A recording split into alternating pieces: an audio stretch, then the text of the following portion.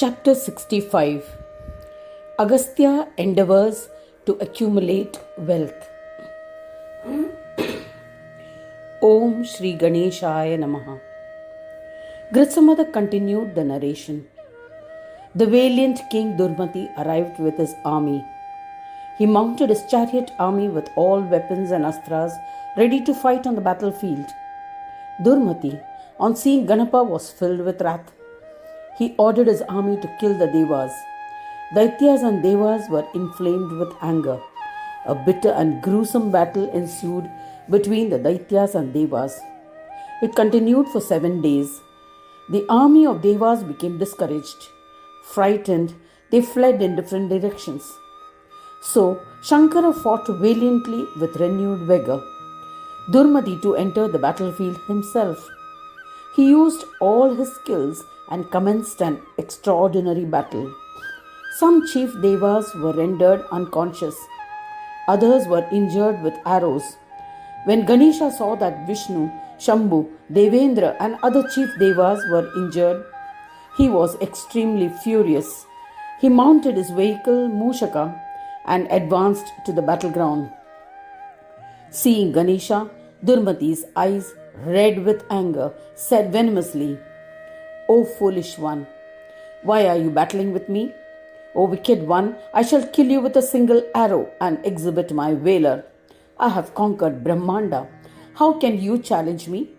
You appear to be ignorant, so if you retreat now, I shall not kill you." Daitya King Durmati spoke arrogantly. In response, the powerful lord and consort of Pushti laughed and replied, "O Daitya King Durmati, do not be proud. I shall definitely kill you. You will witness my valiance." Durmati, without thinking, rushed towards Ganesha and pulled out his left tooth. He broke it and threw it on the battleground.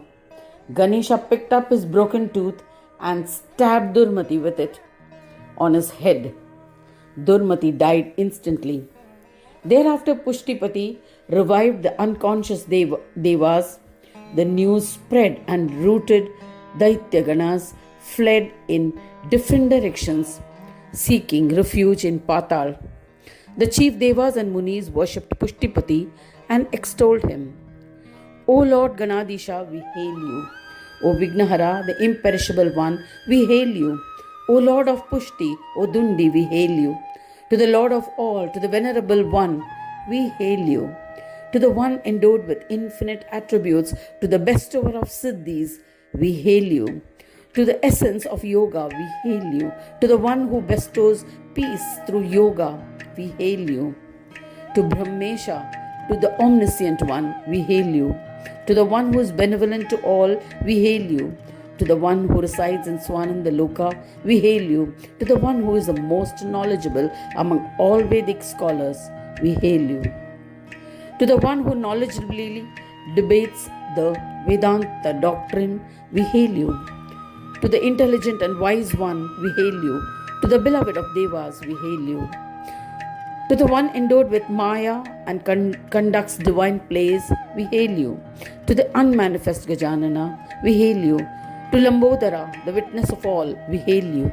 To the destroyer of Durmati, we hail you. To the one holding a single tooth in his hand, we hail you. To the one who bears one tooth, we hail you. To the one who resides in the hearts of yogis, we hail you. To the one worshipped by Brahmins, we hail you. To the one who is a form of penance and karma, we hail you. To the bestower of knowledge, we hail you. To the illustrious one, to the unfathomable one, to the fulfiller of all desires, we hail you. Hail to the blissful Ganesha. Hail to the one who loves the noose and the goad. Hail to the one who holds an axe. Hail to the one who purifies all. Hail to the bestower of fearlessness to the devotees. Hail to the one loved by the devotees. Hail to Vighneshvara, the Lord of devotees. Hail to Mahodara. Hail to the Lord. To Gananayaka, we bow to you again and again. We bow to the Atma of all. We bow to the one who liberates from worldly existence. We bow to the bestower of happiness. Singing his praise in this manner, they bowed to Ganesha. All Devas and Rishis danced in ecstasy. Seeing their celebrations, the great Lord Pushtipati, the essence of joy, the one who loves his devotees, said, I am pleased with the stotra composed by you. Those who read it or listen to it with devotion will achieve success in all their endeavors. The one who reads it will always be victorious. In the end, they will be united with me. There is no doubt about it. Having granted these boons, Pushtipati Vighneshvara disappeared. All Devas and Munis were astonished. They were reinstated to their respective positions. They were immersed in happiness and lived happily in their lokas. They worshipped Ganesha and became carefree. Munis and subjects observed their varnashrama dharma with happiness. They worshipped Gajanana following the precepts of their dharma. Shiva and Shakti, who were Ganapatyas, also lovingly meditated on Ganapati in their hearts. They sculpted an idol of Ganesha, respectfully installed it, and observed great festivities on Vaishakha Purnima. This was accompanied with great festivities. It is at this kshetra that Shiva attained siddhis. Hence, the Devarshis named this kshetra Siddhashrama. In ancient times, Devas, Rishis, Sanakadi and others attained siddhis at this place.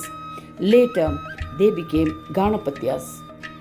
I shall narrate an ancient legend in this context. It's a conversation between Agastya and a Brahmin. Once Agastya was living in a forest performing penance. Lopamudra, his wife, was engaged in serving him with devotion. She was a beautiful princess, loyal to her husband, and served him eagerly. She was not only the consort of Agastya, but a Rishiki in her own right. As she was a well-known Rishiki who visualized the Panchadasi mantra of the Shakta tradition of Hinduism. She would be covered in sweat and dust. Her hair had become matted. Looking at her devotion, the eminent Rishi was pleased and said, Ask for a boon. I shall grant it as I am pleased with your devotion. She replied, I wish that you possess royal majesty, and only then will I engage in conjugal bliss. He set out to acquire royal prosperities. Sage Agastya went to the sovereign King Dilipa and asked for wealth. King Dilipa asked, How much wealth do you desire? O eminent ascetic, I shall happily give you whatever you need. The Muni replied, Give me the surplus wealth in abundance after fulfilling the needs of your subjects. King Dilipa showed the expenses and income.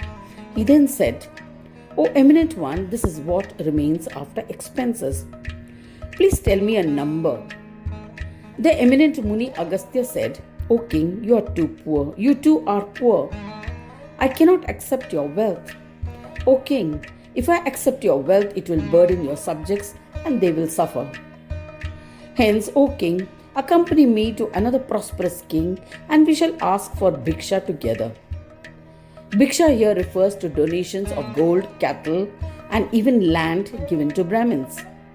It was then that King Dilipa informed Agastya Muni that there was a Daitya king named Vatapi who possessed immense wealth. This Asura has received a boon of invincibility from the Devas.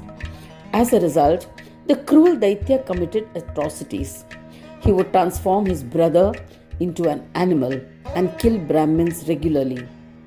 He decided to abolish all yajna karmas as he desired the death of Devas. Devas would be forced to fast as oblations offered at yajna karmas are food of Devas. Since all karmas are conducted by Brahmins, they had decided to kill all Brahmins.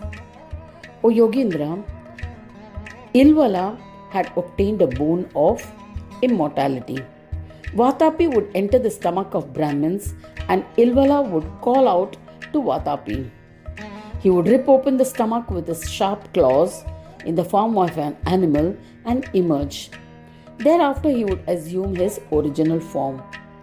Therefore, O Yogindra, please accompany us and kill Vatapi and his brother. You can then collect his immense wealth. Hearing Dilipa's words, Agastya was delighted. The Mahamuni decided to accompany the king to Vatapi's town. Thus ends the 64th chapter titled Agastya Endeavors to Accumulate Wealth. In the second khanda of the Purana Upanishad, Srimad Mudgal Puran, describing the legends of Ekadanta, dedicated to Sri Gajanana, end of chapter 65.